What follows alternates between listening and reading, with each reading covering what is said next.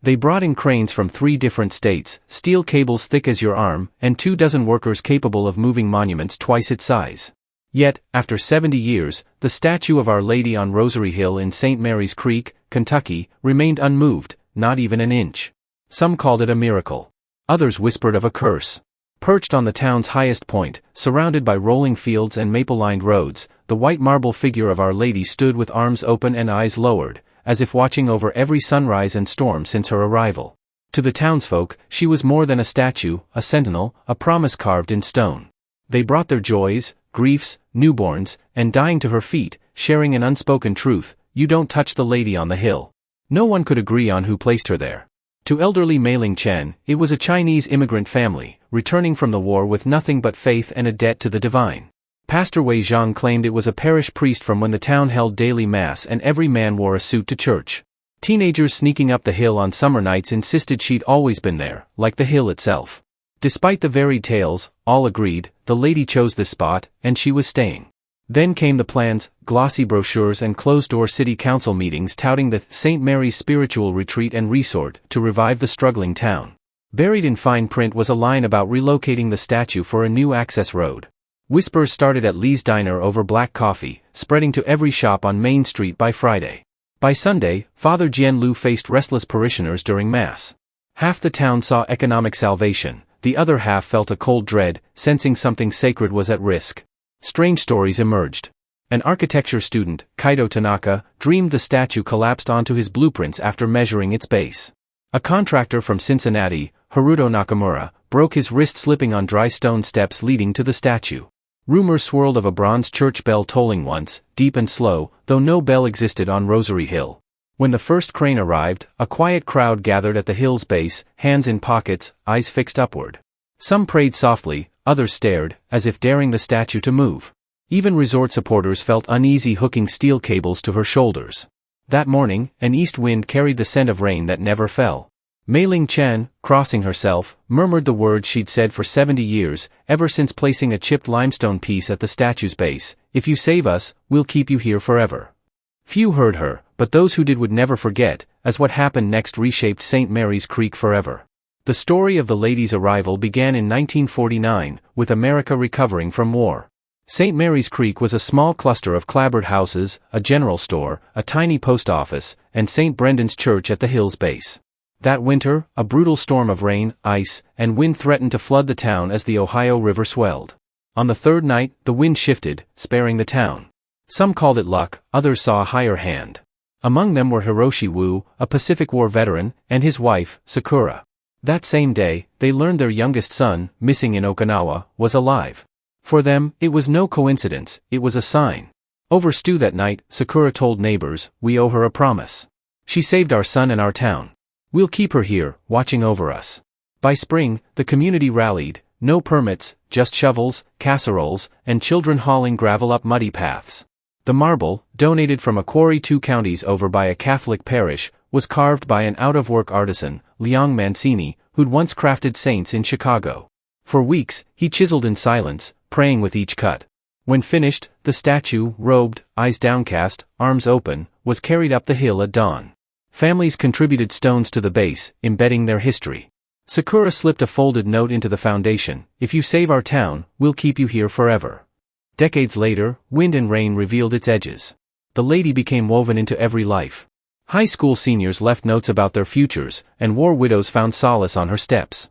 She was more than stone, a guardian of St. Mary's Creek, her presence a promise kept. Farmers left baskets of rice and persimmons at the statue's base each autumn, seeking her blessing for a bountiful harvest. Then there were the inexplicable moments: a single candle burning through a January night without a drop of wax falling, a crane circling the hill for 3 days before vanishing, a young girl, Aiko Sato, lost during a summer picnic, found safe and smiling at the statue's base 2 hours later, though searchers swore they'd checked that spot. Whether miracles or myths, these stories wove themselves into the heart of St. Mary's Creek. Moving the statue felt less like a practical decision and more like cutting out the town's soul. To elders like Mei-Ling Chen, the lady had stood longer than the streetlights, the paved roads, or even some of the hill's trees. Younger folks, like Hiroshi Tanaka, might shrug, but even they glanced up instinctively when passing, ensuring she was still there. In St. Mary's Creek, faith wasn't always proclaimed loudly. sometimes it stood quietly in stone, unyielding against the wind. The storm brewed quietly, as small-town conflicts often do, behind closed doors in the brick municipal building on Main Street. Under flickering fluorescent lights, the city council held a special planning session for the St. Mary's Spiritual Retreat and Resort, unannounced to the public. A slideshow revealed Rosary Hill transformed, a paved drive lined with cherry blossoms, a glass-walled visitor center at the summit, and the statue of Our Lady relocated to a parking lot's edge, glowing in digital sunlight. For the council and developers, it was logical, improving accessibility and accommodating tour buses. The Lady was history, preserved in a better spot. But that single line in the proposal ignited a firestorm. The news broke not through a council leak but via a part-time clerk, Hannah Morales, who spotted the relocation clause while filing papers. She mentioned it to her aunt over breakfast, and by evening, the town buzzed. At Lee's Diner, regulars whispered over coffee. At the grain co-op, farmers like Kenji Yamamoto shook their heads. No one expected it, yet many feared it. Reactions split unevenly. "This town's fading," said Takashi Ortiz, auto shop owner, wiping grease from his hands. "A resort could bring jobs, revive Main Street." Others, like Yumi Rivera, who left lotus flowers at the statue weekly, felt dread. Move her, and the blessing goes. Nothing good follows. By Sunday Mass, the divide was stark. Outside St. Brendan's, younger couples like Riku and Emmy Vargas discussed property values and better schools funded by new taxes. Older parishioners, clutching rosaries, eyed the hill, ensuring the Lady remained. Father Jian Lu listened to both sides, lingering at the altar rail, his silent prayer heavier than usual. Fence-sitters, like shopkeeper Sora Kim, felt uneasy, sensing the town was treading on fragile ground. Conversation spilled into front yards and kitchens. Teens by the baseball field, led by Kenton Gwyn, debated whether the statue held a blessing or was just stone. At the nursing home, Mei Ling Chen, present when the Lady was placed, warned that promises to heaven weren't meant to be broken. The tension simmered, no protests, just wary glances across grocery aisles. Then came defiance. One Tuesday evening, 8 townsfolk, including Aiko's mother, Lynn Sato, climbed Rosary Hill with candles, kneeling silently at the statue's base. Their flames flickered in the wind, and they left without a word. The next night, the group doubled.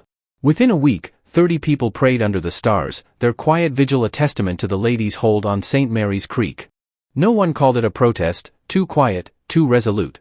Meanwhile, developers sent surveyors in polos and baseball caps, armed with clipboards and laser measures, to probe the hill.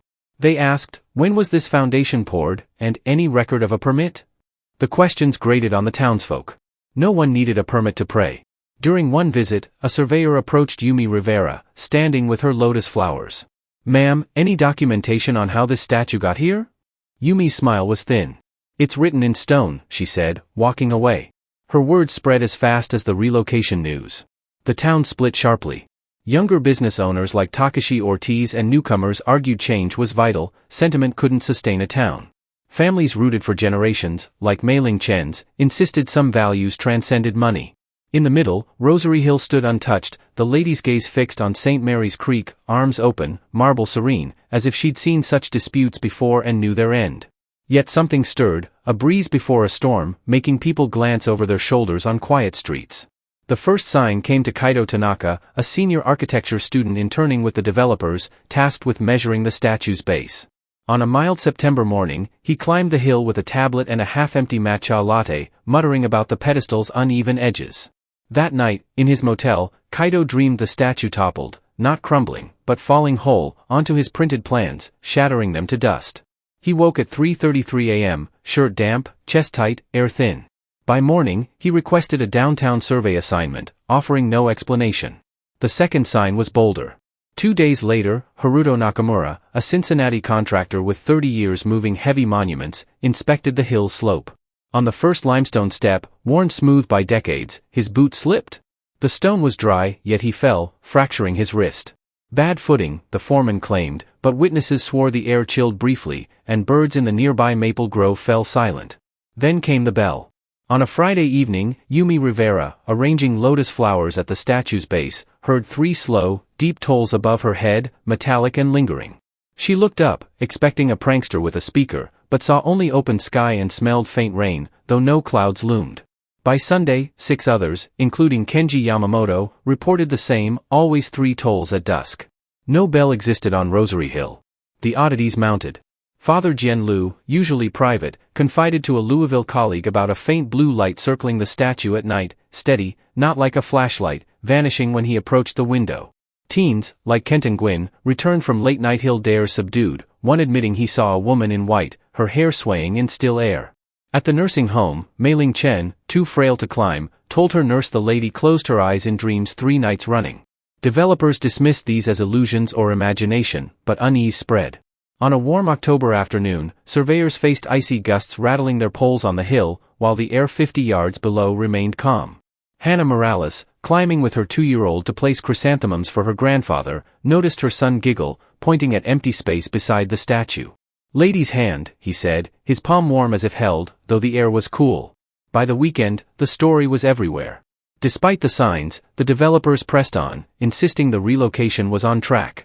Local officials called the incidents coincidences, but workers hesitated. Crane operator Daichi Gomez, a veteran of heavy lifts, admitted at the hardware store to headaches on the hill, not normal ones, like someone standing behind me. The lady on Rosary Hill, unmoved for 70 years, seemed to hold St. Mary's Creek in her gaze, as if waiting for the town to decide its own fate. The gatherings weren't protests, too silent, too sure. Yet even those supporting the resort, like Takashi Ortiz, began whispering that challenging the unseen forces stirring on Rosary Hill might not be worth it. One night, without plan, nearly 40 townsfolk gathered at the hill's base. Some held candles, others stood, hands in pockets, eyes on the statue. The silence was so deep they heard the creek's distant rush half a mile away.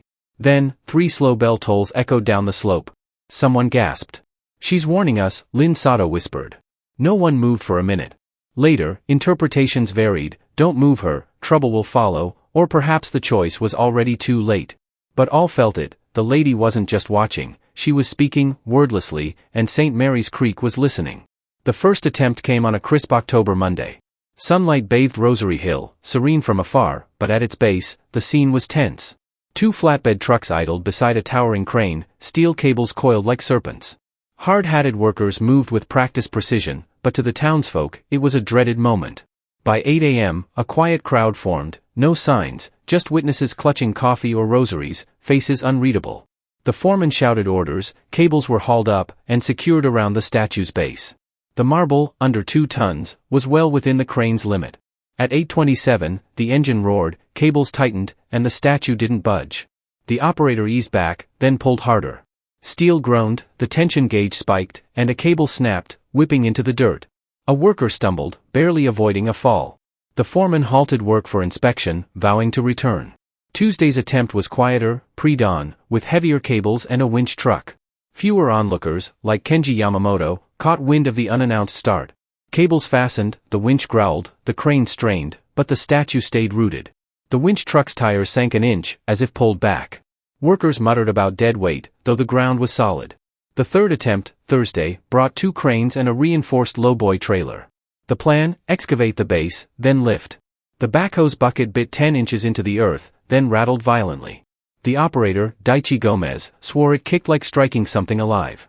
A crack split the air, hydraulic fluid hissed onto the dirt. No mechanical fault was found. By the 4th attempt, Saturday, the crew barely began. As lift straps were secured, a sudden gust, cloudless, unforecast, sent plans tumbling like startled birds. Helmets rattled, workers swore the wind stung like ice. "Get it done," the foreman yelled.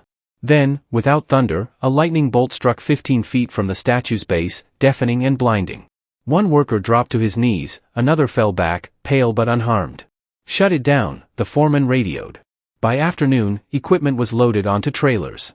Developers cited technical issues and promised safety reviews, but workers knew better. A crane operator requested reassignment, a welder quit. The statue stood unmarked, arms open, gaze lowered, untouched by cables. The townsfolk didn't cheer, just nodded quietly, leaving more candles at her feet. Yumi Rivera climbed alone one evening, lotus flowers in hand, brushing dirt from the foundation. She whispered something private and smiled faintly as she descended. Some saw relief in her smile, others, a warning. News outlets dismissed St. Mary's Creek story as small-town drama, but the Courier-Ledger in Louisville sent Ethan Kim, a 28-year-old skeptical reporter known for debunking myths. His editor handed him a thin file, emails and blurry photos of Rosary Hill. "A statue they can't move," Ethan said, eyebrow raised. "You want me to cover that?" His editor replied, "Find the truth." Kill the myth. That's your thing, right? Ethan drove into town Thursday afternoon, sleeves rolled, camera bag beside him. Expecting a desperate Hamlet, he found something heavier, quieter, a town gripped by a presence he couldn't yet dismiss. Main Street's brick storefronts, some boarded, some still open, lined the quiet town. People moved slowly, their eyes drifting to Rosary Hill, the statue anchoring the horizon half a mile away. Ethan Kim's first interviews were cautious. At Lee's diner, waitress Machen poured his coffee, answering with a half-smile, "Write what you want, but don't mock her. That never ends well." At the grain co-op, retired farmer Haruto Yamamoto echoed her, "Believe or don't, just don't disrespect the lady." No one pushed miracles or evidence, they simply set boundaries, as if Ethan's role wasn't to be convinced but to respect the unspoken. That night, at the town's only motel, Ethan reviewed hill footage. At minute 7, a white flicker, like fabric catching light, flashed behind the statue. Zooming in, it could have been glare, or nothing. The next morning, he climbed Rosary Hill alone. The air was cool, grass damp. He noted weathered marble, faint chisel marks on the robe, a deep hairline crack at the base. Halfway through sketching, Mei Ling Chen, in a wool coat, appeared. "You're the reporter," she said, not asking. Ethan nodded. "What'll you write about her?" "Still figuring that out," he replied. She studied him, then said, "Don't write to prove. Write to listen. The lady doesn't need defending, she needs understanding." She left without another word. That night, Ethan planned a drone flight for aerial shots. Clear skies, low wind, perfect. But 15 seconds in, the feed froze, the battery dropped from 86% to 0, and the drone crashed. When recovered, it was undamaged, battery full. Sleep eluded him. At 3:33 a.m., a deep, submerged bell sound woke him. From his window, the statue's silhouette stood stark against the moonlight, unchanged for 70 years. By day 4, Ethan abandoned neat journalistic categories. His questions shifted from marble mechanics to why the town clung to her. Late afternoons, he walked the hill, staying until dusk. Sometimes others were there, lighting candles or leaving lotus flowers, sometimes it was just him and the statue. His skepticism softened, not gone, but edged by an unnameable feeling, a sense that the lady was more than stone, the hill more than folklore. He was becoming part of the story. Mei Chen at the diner pointed him to Mei Ling Chen. "Last house on Willow Lane," she said. "White porch, rocking chair. If anyone knows the lady's truth, it's her." At 91, Mei Ling sat on her porch, shawl-wrapped, gazing at the hill like it was an ocean. She didn't ask Ethan's purpose, just gestured to a chair. "You want to know where she came from?" she said. He nodded. Her eyes fixed on Rosary Hill, and she began. It was the winter of 49. St. Mary's Creek had little, no paved roads, no grocery, barely enough for Sunday Mass. But we had each other and that hill, the county's highest point. On clear days, you could see the river glinting 30 miles off. That January, a storm came, rain, ice, winds tearing the sky. The river rose, ready to drown us. Then, it stopped. The wind shifted, waters fell, the storm veered east. By morning, you could see where the flood had aimed for us, then turned. Mei Ling leaned forward. Some called it luck, but not Sakura Wu. She and Hiroshi, one of the few Chinese immigrant families, had just learned their son, missing in the war, was alive. That night, Sakura told us we owed the Blessed Mother a promise: "If you saved our son and our town, we'll keep you here forever." The promise became action. No permits, just neighbors hauling stone and timber. Liang Mancini, a jobless stonemason, carved the statue for free. An artist, Mei Ling said. Silent, but when he shaped her face, it was like he knew her. In spring, the town gathered, men in suits, women in dresses, children with wildflowers. Each family added a stone to the foundation, a piece of themselves. Sakura slipped a folded paper into the wet mortar. Mei Ling saw it but kept silent for decades. Years passed, crops rose and fell, children left, the church steeple changed twice. The lady endured, unweathered. One summer, a foundation corner crumbled, revealing a brittle paper edge. Mei Ling, then in her 70s, brushed away dust. Sakura, near her end, asked for it. The note was simple, a vow to keep the lady on the hill, a promise unbroken. Main Street's brick storefronts, some boarded, some still open, lined the quiet town. People moved slowly, their eyes drifting to Rosary Hill, the statue anchoring the horizon half a mile away. Ethan Kim's first interviews were cautious. At Lee's diner, waitress Machen poured his coffee, answering with a half-smile, "Write what you want, but don't mock her. That never ends well." At the grain co-op, retired farmer Haruto Yamamoto echoed her, "Believe or don't, just don't disrespect the lady." No one pushed miracles or evidence, they simply set boundaries, as if Ethan's role wasn't to be convinced but to respect the unspoken. That night, at the town's only motel, Ethan reviewed hill footage. At minute 7, a white flicker, like fabric catching light, flashed behind the statue. Zooming in, it could have been glare, or nothing. The next morning, he climbed Rosary Hill alone. The air was cool, grass damp. He noted weathered marble, faint chisel marks on the robe, a deep hairline crack at the base. Halfway through sketching, Mei Ling Chen, in a wool coat, appeared. "You're the reporter," she said, not asking. Ethan nodded. "What'll you write about her?" "Still figuring that out," he replied. She studied him, then said, "Don't write to prove. Write to listen. The lady doesn't need defending, she needs understanding." She left without another word. That night, Ethan planned a drone flight for aerial shots. Clear skies, low wind, perfect. But 15 seconds in, the feed froze, the battery dropped from 86% to 0, and the drone crashed. When recovered, it was undamaged, battery full. Sleep eluded him. At 3:33 a.m., a deep, submerged bell sound woke him. From his window, the statue's silhouette stood stark against the moonlight, unchanged for 70 years. By day 4, Ethan abandoned neat journalistic categories. His questions shifted from marble mechanics to why the town clung to her. Late afternoons, he walked the hill, staying until dusk. Sometimes others were there, lighting candles or leaving lotus flowers, sometimes it was just him and the statue. His skepticism softened, not gone, but edged by an unnameable feeling, a sense that the lady was more than stone, the hill more than folklore. He was becoming part of the story. Mei Chen at the diner pointed him to Mei Ling Chen. "Last house on Willow Lane," she said. "White porch, rocking chair. If anyone knows the lady's truth, it's her." At 91, Mei Ling sat on her porch, shawl-wrapped, gazing at the hill like it was an ocean. She didn't ask Ethan's purpose, just gestured to a chair. "You want to know where she came from?" she said. He nodded. Her eyes fixed on Rosary Hill, and she began. It was the winter of 49. St. Mary's Creek had little, no paved roads, no grocery, barely enough for Sunday Mass. But we had each other and that hill, the county's highest point. On clear days, you could see the river glinting 30 miles off. That January, a storm came, rain, ice, winds tearing the sky. The river rose, ready to drown us. Then, it stopped. The wind shifted, waters fell, the storm veered east. By morning, you could see where the flood had aimed for us, then turned. Mei Ling leaned forward. Some called it luck, but not Sakura Wu. She and Hiroshi, one of the few Chinese immigrant families, had just learned their son, missing in the war, was alive. That night, Sakura told us we owed the Blessed Mother a promise: "If you saved our son and our town, we'll keep you here forever." The promise became action. No permits, just neighbors hauling stone and timber. Liang Mancini, a jobless stonemason, carved the statue for free. "An artist," Mei Ling said. Silent, but when he shaped her face, it was like he knew her. In spring, the town gathered, men in suits, women in dresses, children with wildflowers. Each family added a stone to the foundation, a piece of themselves. Sakura slipped a folded paper into the wet mortar. Mei Ling saw it but kept silent for decades. Years passed, crops rose and fell, children left, the church steeple changed twice. The lady endured, unweathered. One summer, a foundation corner crumbled, revealing a brittle paper edge.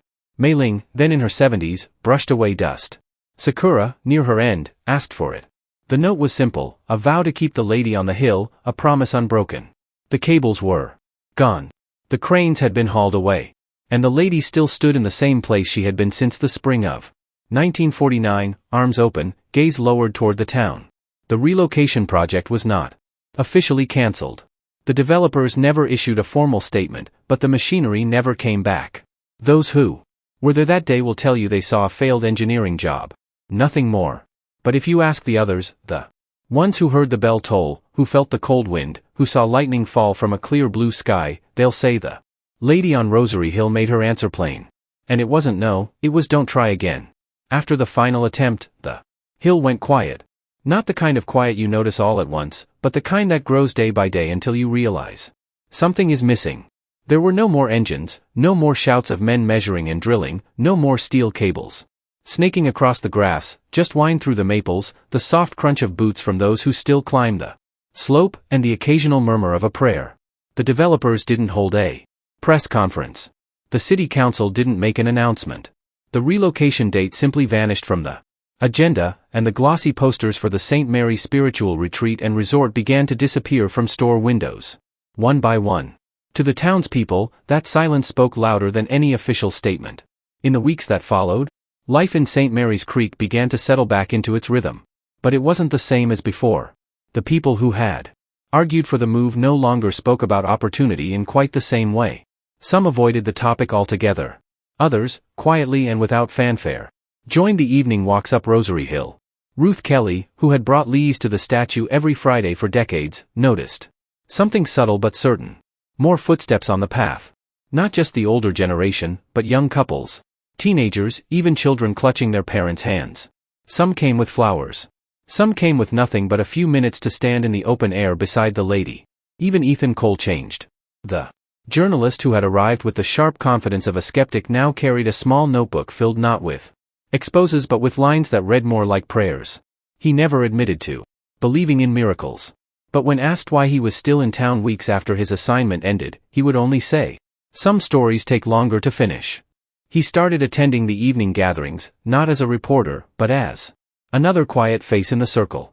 He lit candles, listened to the low hum of hymns, and learned the names of the people whose lives had been shaped in ways large and small by the lady on the hill. And though the relocation had been abandoned, Rosary Hill itself began to change, not in form, but in care. The dirt path was leveled and lined with gravel by volunteers. A small wooden table appeared at the base of the statue for flowers and handwritten notes. No one claimed credit for building it, but everyone used it.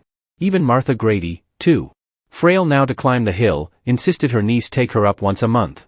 She would sit in a folding chair at the base, her eyes never leaving the marble face. "It's not about winning," she told Ethan one afternoon, her voice soft against the wind. "It's about keeping your word." The argument over the statue had divided the town, but in its quiet aftermath, something else had taken root. The hill became less of a landmark and more of a promise renewed. Not just the O'Connells' vow from 1949, but a shared understanding that some things are kept not because they're profitable, but because they're sacred. The lady didn't move, but the people did. Tourists began to hear the story. Sometimes from local shopkeepers, sometimes from a stranger in the diner. And a trickle of visitors came to see her. They didn't arrive in bus loads. They came in pairs and families in ones and twos, often leaving as quietly as they'd come. And while some took photos, many just stood in stillness for a while, as though waiting to see if they'd hear the bell. One autumn evening, just before sunset, the entire hill seemed to glow under a wash of golden light. The candles flickered, the maple leaves swayed, and the white marble caught the last rays of the day. Ethan stood among the crowd that had gathered, his camera untouched in its bag. In his notebook, he wrote a single sentence. "It's not that she couldn't be moved, it's that she shouldn't be down." In town, the council chamber stayed quiet on the subject of Rosary Hill. The developers never returned. The project? Files were filed away, and in time, even the most ambitious among them stopped mentioning the resort. For St. Mary's Creek, that was victory enough. And for the lady on the hill, it was simply another chapter in a long watch that had already spanned generations. Those who visit now don't talk much about lightning or wind or bells that toll from nowhere. They talk about the view from the top, about the stillness, about how if you stand there long enough, you can almost feel the town breathing beneath you. And maybe that's the real miracle. Not a statue that refuses to move, but a community that chose to stand still with her. So if you ever find yourself driving the back roads of Kentucky and see a glint of white marble above the treant, pull over, take the walk, stand at her feet. You don't need to believe in miracles to understand why she's still there. You just need to listen. If you were moved by this story, give this video a like. Share it with someone who might need a moment of grace today. And subscribe to Touched by Grace so you won't miss the next story where faith, mystery, and the human heart. Sakura Wu's note, in careful script, read, "If you save our town, we will keep you here forever." Ethan Kim asked Mei Ling Chen what became of it. Her lips curved faintly. "It's still there, where she placed it. You can't see it, but the lady remembers." Silence settled. A pickup rumbled past, the driver raising 2 fingers in greeting. Mei Ling turned to Ethan. "You came for a story to explain, but this isn't about explanations, it's about a promise. Those don't break easily." Ethan glanced at Rosary Hill, the statue catching late light, less marble now, more like something alive, listening. For the first time, he wasn't sure which story he believed. On Monday, a curt order arrived: proceed with relocation. No delays. By Thursday, Rosary Hill resembled a battleground. 3 cranes towered, flatbeds lined the road, and a dozen workers in bright vests moved among cables and lumber, radios crackling. Specialists from Nashville and Chicago, used to moving lighthouses and monuments, saw it as routine. To the townsfolk below, it was an invasion. By 8 a.m., a silent crowd gathered, shoulder to shoulder, eyes on the summit where the lady stood above the machines. The plan was straightforward: cut the foundation, lift the statue onto a steel platform, and transport it to a new spot by the highway. At 8:15, a drill bit into the foundation, its metallic whine faint from below. Up top, workers felt a vibration through their boots, as if the earth resisted. By 8:20, the drill stopped, not jammed, just still, despite a roaring motor. Mechanics swarmed, blaming torque or wiring. A second drill lasted 12 seconds before its bit snapped. The crowd shifted uneasily. The foreman skipped excavation, ordering the crane to lift directly. Nylon straps looped under the lady's arms, secured with steel shackles. Operator Haruto Sato signaled readiness. The crane groaned, straps tightened, and the statue shifted, a fraction, maybe 2 inches. The crowd gasped, half awed, half horrified. Then came the wind, cold, sharp, from the west, with a metallic taste, no clouds in sight. Haruto cursed as his controls flickered, the pressure gauge dipping inexplicably.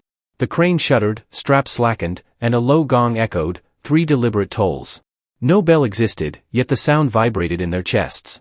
Haruto tried again, but every console alarm blared: overload, hydraulic fault, power surge. The engine coughed black smoke and died.